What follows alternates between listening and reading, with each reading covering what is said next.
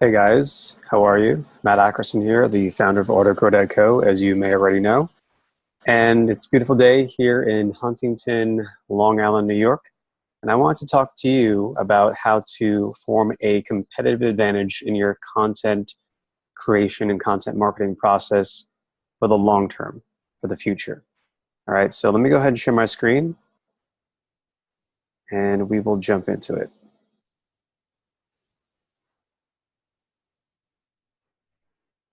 All right, so this this Matt hack is inspired by a recent guest blog post by Laura of Content Redefined. And I encourage you to go on our blog if you're watching this on the same blog post where I'm posting this or on YouTube. I'm going to post the link to it directly below this. Go read it in depth because it is a great step-by-step guide for how you should actually organize your content creation process. And it's especially relevant, I think, for beginners who are just getting started and you just want to know, what should you be doing consistently in order to start stacking your traffic. So again, that's from Laura from Content Redefined, and it's a great article. And it's really well written as well. I found it very engaging to read. She's a great writer. So that being said, what I want to talk to you about, inspired by this article, is how to actually gain a competitive advantage in your content marketing for the long term. So there's something that I call the anti-conversion funnel of work. Now, what do I mean by this? What I mean by this is that, think about it like this. That which is more difficult, less people are going to do. So what will help you to be successful in many areas of business is if you are willing to do what other people simply aren't. And the more willing you're able to do it, not just once, but multiple times over the long term, the larger your advantage will be over them. So this is the anti-conversion funnel of work. I say funnel and conversion because it's the number of people that will convert as the difficulty increases for something. Less and less people are going to, come out at the end of the funnel, as difficulty increases, so to speak. So as difficulty is increasing, it gets to a certain point, right, where very few people are actually able to sustain that type of work or have that sort of process.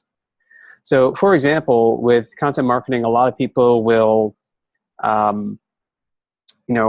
write content maybe on they'll publish it regularly on a monthly basis, but less people will publish more frequently on a weekly basis. And even less people will publish on a daily basis.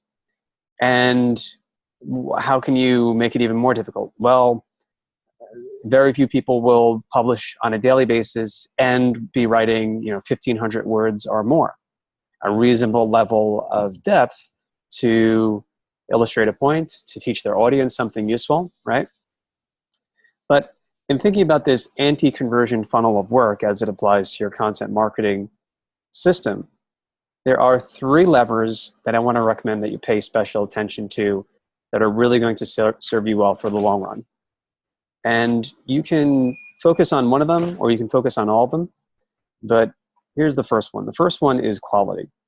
And not just quality, in the moment, but you want to try to convey enduring quality. All right. Enduring quality is from content that is evergreen, content that has relevance not just today, but is going to have relevance 1, 2, even 5 years into the future if possible. Okay. And quality in the sense that it is actionable. People can understand it. They can internalize it. They can remember it. All right. And it's easy for them to go ahead and take action on and to get a result. The second lever that you want to focus on to gain your competitive advantage in your content marketing system is length.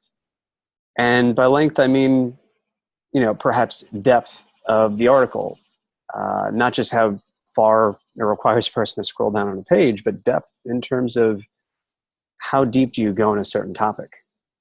Do you explain it in sufficient detail?